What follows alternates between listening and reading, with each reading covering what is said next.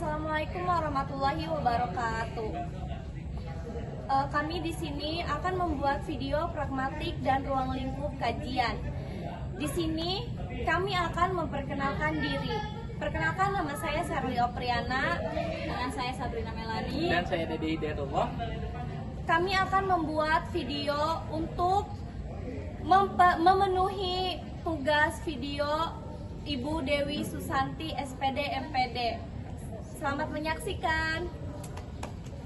Pragmatik dan ruang lingkup kajian. Pragmatik adalah jantung dari komunikasi efektif, menyelami bagaimana makna bahasa diciptakan dan dipahami dalam interaksi sehari-hari. Apa itu pragmatik? Definisi inti pragmatik adalah cabang ilmu bahasa yang mempelajari penggunaan bahasa dalam konteks komunikasi, menekankan makna yang muncul dari situasi dan hubungan sosial. Contoh kontekstual, ketika seseorang berkata, "Bu, saya mau izin buang air besar di belakang." Secara pragmatik, kata belakang merujuk pada toilet atau kamar mandi. Pragmatik dan semantik. Semantik, makna literal. Semantik mempelajari makna kata dan kalimat berdasarkan struktur linguistiknya saja, terlepas dari konteks penggunaan. Pragmatik, makna konseptual. Pragmatik mengkaji makna yang muncul dari situasi, tujuan penutur, dan interpretasi pendengar dalam komunikasi nyata. Contoh kalimat, "Dia sudah pergi." Semantik hanya memahami arti kata secara harfiah. Pragmatik akan mencari tahu apakah pergi berarti pindah rumah atau meninggal dunia, berdasarkan konteks pembicaraan dan siapa yang dibicarakan. Kayaknya banyak deh kita yang kita kerjain. Iya, tugasnya banyak banget ya. Gimana ini? Iya, tentang pragmatik ya. BTW kok hari ini pas banget sih. Iya, berat ya kok. Iya, aku kan puasa. Karena pas kita ini kayaknya panas banget deh. Berat gak sih? Oh my. Di sini saya akan menjelaskan tentang stilistika dan pragmatik. Stilistika pragmatik adalah bidang ilmu yang mengkaji korelasi atau hubungan antara bahasa dengan penggunaan bahasa dalam konteks komunikasi yang nyata. Berikut poin-poin utama untuk memahami, yaitu inti pragmatik dan stilistika. Fokusnya memperhatikan hubungan antara gaya bahasa, kajian stilistika, dan makna dalam konteks penggunaan kajian pragmatik. Menganalisis bagaimana penggunaan bahasa yang khas, efektif seperti figuran retoris, majas, pilihan kata, dan struktur kalimat digunakan oleh penutur atau penulis. Kajian konteks pragmatik menganalisis bagaimana konteks komunikasi, tujuan penutur, dan situasi mempengaruhi penafsiran makna, termasuk dalam makna tersirat, implikatur, dan tindak tutur. Di sini ada stilistika fokus pada gaya bahasa, keindahan, dan efektivitas ekspresi dalam teks atau ujaran. Ini mencakup pilihan kata, struktur kalimat, dan retorika. Pragmatik melihat bagaimana gaya bahasa tersebut dipilih dan digunakan secara efektif sesuai dengan konteks sosial, tujuan komunikasi, dan audiens. Contohnya itu penggunaan bahasa yang formal dalam pidato kenegaraan versus bahasa yang informal dan santai saat mengobrol dengan teman. Pemilihan gaya bahasa ini menunjukkan kesopanan, kedekatan sosial, dan penghormatan terhadap situasi. Sekian, dan di sini ada contoh dari pragmatik dan stilistika. Saudara-saudara, merupakan kehormatan besar bagi saya untuk menjadi Presiden Indonesia. Saya adalah anak orang biasa, anak biasa dari Pacitan yang kemudian menjadi tentara, menteri, dan kemudian dipilih sejarah untuk memimpin bangsa Indonesia. Menjadi presiden dalam landscape politik di mana semua pemimpin mempunyai mandat sendiri dalam demokrasi 240 juta adalah suatu proses belajar yang tidak akan pernah ada habisnya. Tentunya dalam 10 tahun saya banyak membuat kesalahan dan kekhilafan dalam melaksanakan tugas. Dari lubuk hati saya yang terdalam, saya meminta maaf atas segala kekurangan dan kekhilafan itu. Meskipun saya ingin selalu berbuat yang terbaik, tetaplah saya manusia biasa. Akhirnya, saya atas nama pribadi dan keluarga menyampaikan ucapan terima kasih dan penghargaan yang tulus kepada jajaran pemerintah dan seluruh rakyat Indonesia atas dukungan dan partisipasi saudara-saudara dalam mewujudkan agenda-agenda pembangunan dalam 10 tahun terakhir ini. Di sini saya akan menjelaskan tentang pragmatik dan sosiolinguistik. Sosiolinguistik mengkaji hubungan antara timbal balik antara bahasa dan masyarakat, termasuk variasi bahasa dan penggunaan dalam kelompok sosial. Pragmatik menyoroti bagaimana konteks sosial mempengaruhi pilihan kata, struktur kalimat, dan interpretasi makna dalam interaksi sehari-hari. Contoh, pemilihan sapaan Anda atau Bapak Ibu yang lebih formal dibandingkan kamu atau saudara. Pilihan ini didasari pada status sosial, usia, dan tingkat kedekatan antara pembicara, mencerminkan norma sosial yang masih berlaku. Definisi pragmatik sosiolinguistik. Sosial pragmatik adalah bidang interdisipliner yang berada di titik temu antara pragmatik dan sosiolinguistik. Pragmatik adalah studi tentang makna bahasa dalam konteks penggunaan makna, penutur ataupun maksud di balik kata-kata yang melampaui makna harfiah. Sosiolinguistik adalah studi tentang hubungan antara bahasa dan masyarakat, variasi bahasa, penggunaan bahasa dalam konteks sosial, status sosial, dan lain-lain. Oleh karena itu, sosiopragmatik didefinisikan sebagai kajian memusatkan perhatian pada aspek-aspek konteks sosial yang khususnya dalam lokal yang mempengaruhi interpretasi makna dan penggunaan bahasa tertentu. Singkatnya, sosiopragmatik menjelaskan kondisi sosial, budaya, norma, status, hubungan antara penutur yang menentukan apa yang harus dikatakan dan bagaimana cara mengatakan secara tepat dalam situasi tertentu untuk mencapai maksud komunikasi yang diinginkan. Nah, di sini ada contoh video tentang interaksi sosial dalam pragmatik dan sosiolinguistik. Kita saksikan ya teman-teman. Gila, baju lu bagus banget. Gue beli di mana? Iya nih, gue beli dari toko lo kayak gini ya. Selanjutnya, di sini saya akan menjelaskan pragmatik dan psikolinguistik. Proses mental berbahasa psikolinguistik meneliti mekanisme kognitif yang terlibat dalam produksi dan pemahaman bahasa, dari pikiran hingga ujaran. Pemahaman makna kontekstual pragmatik fokus pada bagaimana pikiran, penutur, dan pendengar memproses dan menafsirkan makna empiris dalam konteks interaksi. Contoh, ketika seseorang melontarkan ironi atau sindiran, makna sebenarnya tidak terletak pada kata-kata literal, melainkan pada pemahaman psikologis terhadap maksud, pemahaman penutur, dan situasi. Ini memerlukan interpretasi yang melibatkan proses mental kompleks. Di sini ada definisi pragmatik dan psikolinguistik, yaitu studi interdisipliner yang menggabungkan fokus psikolinguistik dan pragmatik.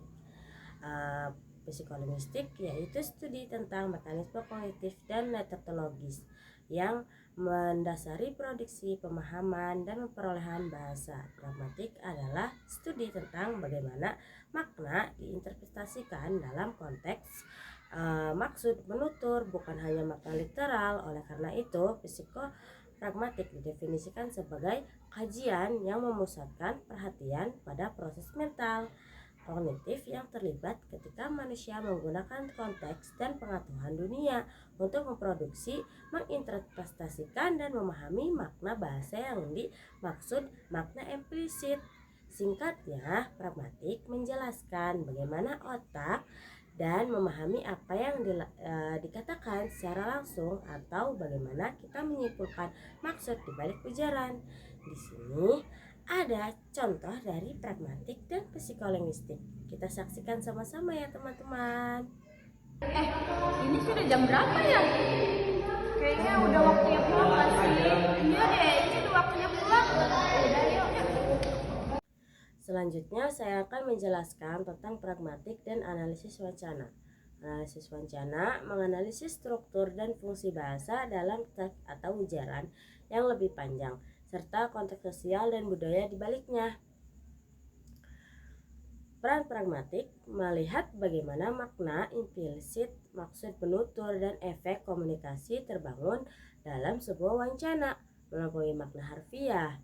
Contoh, dalam debat politik, sebuah pernyataan yang tampaknya netral atau inovatif bisa mengandung sindiran tersirat atau ajakan tersembunyi untuk mendukung pihak tertentu. Pragmatik membantu mengungkapkan makna di balik kata-kata.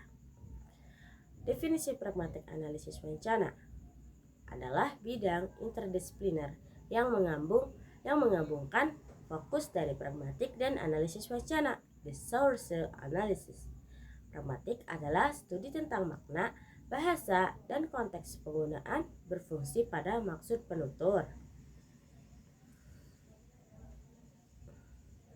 Analisis wacana adalah studi tentang bahasa yang digunakan di atas level kalimat, yaitu dalam teks percakapan dan interaksi yang lebih panjang.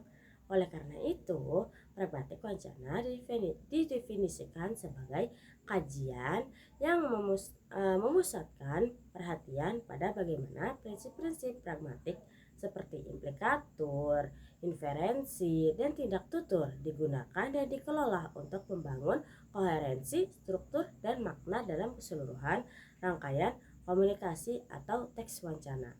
Singkatnya, ini adalah tentang bagaimana kita menggunakan konteks atau aturan komunikasi untuk memahami alur dan maksud dari seluruh percakapan atau tulisan yang panjang, bukan hanya satu kalimat tunggal. Selanjutnya, ada contoh video dari pragmatik analisis wacana. Kita saksikan bareng-bareng ya teman-teman. Jadi sekian tahun yang lalu kan? Betul. Dan masalah ini ditangani justru oleh wakil presiden Anda. Ya. Ya. Jadi apalagi mau ditanya kepada saya? Saya sudah menjawab berkali-kali, ada rekam digitalnya. Saya sudah jawab berkali-kali.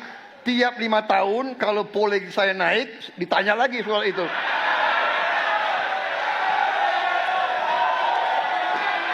Bapak tahu data nggak? Bapak tanya ke Kapolda, tahun ini berapa orang hilang di DKI? Tahun ini, ya, ada mayat yang diketemukan baru beberapa hari yang lalu dan sebagainya. Come on, Mas Ganjar. Ya, jadi saya tadi katakan, saya merasa bahwa saya yang sangat keras membela hak asasi manusia. Nyatanya orang-orang yang dulu ditahan, tapol-tapol, yang katanya saya culik, sekarang ada di pihak saya membela saya, saudara sekalian.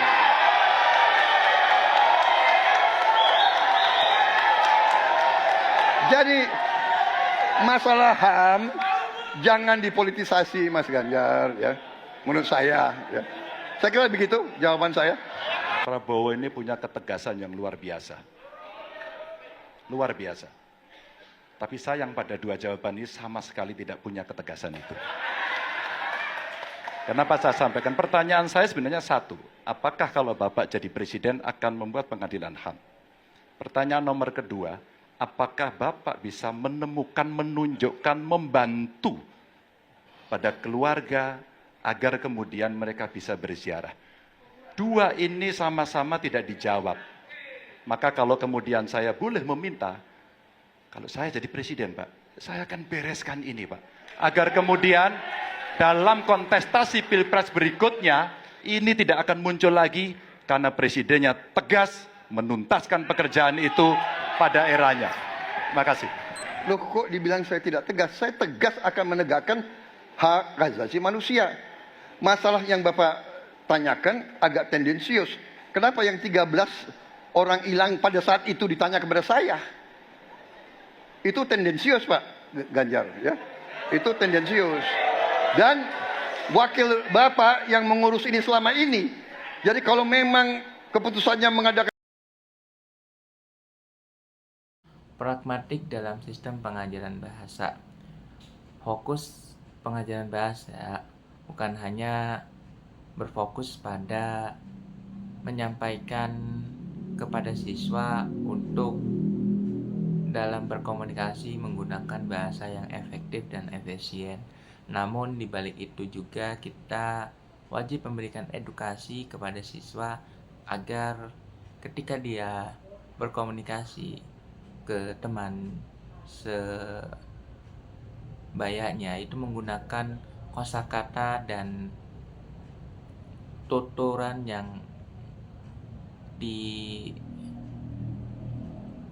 dan kosakata yang telah ditetapkan oleh EYD atau biasa yang disebut dengan penuturan yang efektif. Kemudian yang kedua yaitu adalah pragmatik dalam sistem pengajaran bahasa. Nah, pragmatik itu sendiri itu lebih ke mengajarkan ke siswa bagaimana memahami peran konteks dan bagaimana memahami peran konteks dan non konteks, yang dimana dalam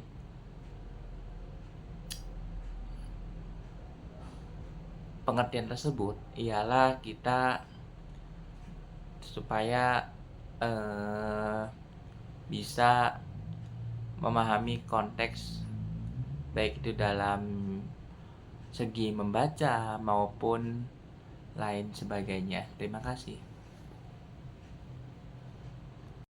Assalamualaikum warahmatullahi wabarakatuh. Waalaikumsalam warahmatullahi wabarakatuh. Good morning student. Morning, Miss. How are you today? Apa kabarnya hari ini? Baik, Miss. Kurang semangat nih. Good morning to you. Are you ready? Ready. Good morning to you. Are you ready? Ready. Good morning to you. Good morning to me. Good morning to you. Are you ready? Ready. Oke, tepuk tangan dulu.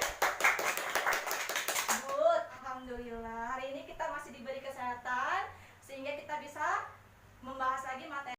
Halo, selamat pagi adik-adik semua.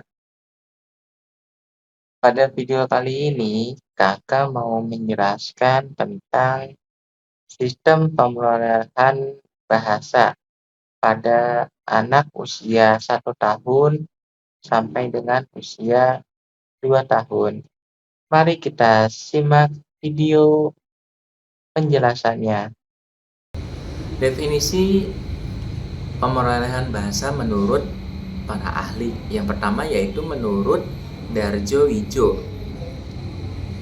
Proses penguasaan bahasa yang dilakukan oleh anak secara natural melalui ujaran yang disampaikan oleh orang tuanya, baik itu ibunya maupun ayahnya.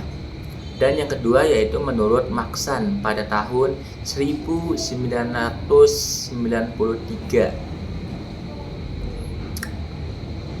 Proses penguasaan bahasa yang dilakukan oleh seseorang atau anak secara tidak sadar, implisit, dan informal. Selanjutnya yaitu menurut Huda pada tahun 1987, proses alami di dalam diri seseorang menguasai bahasa. Tujuannya yaitu untuk membangun ikatan antara ayah dan anak sejak dini, serta untuk pemerolehan bahasa.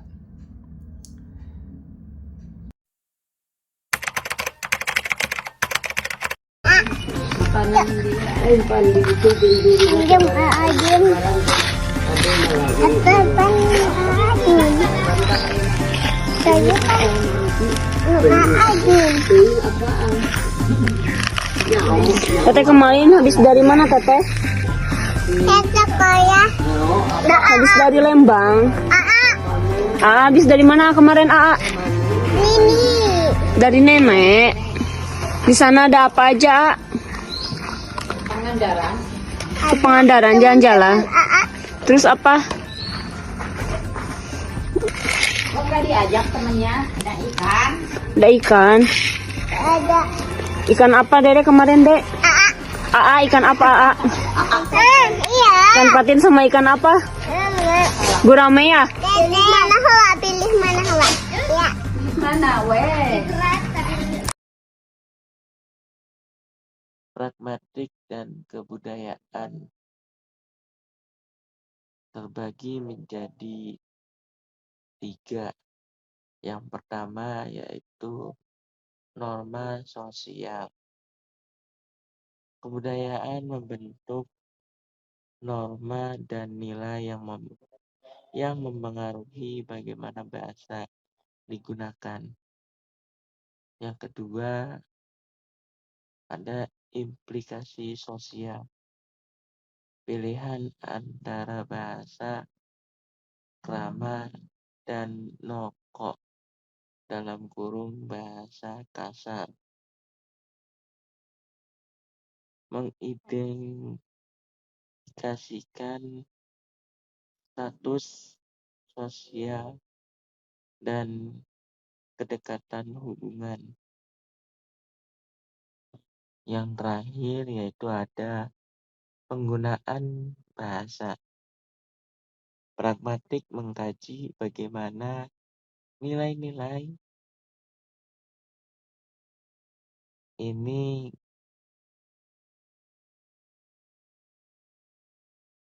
tercermin dalam pilihan dan interpretasi linguistik.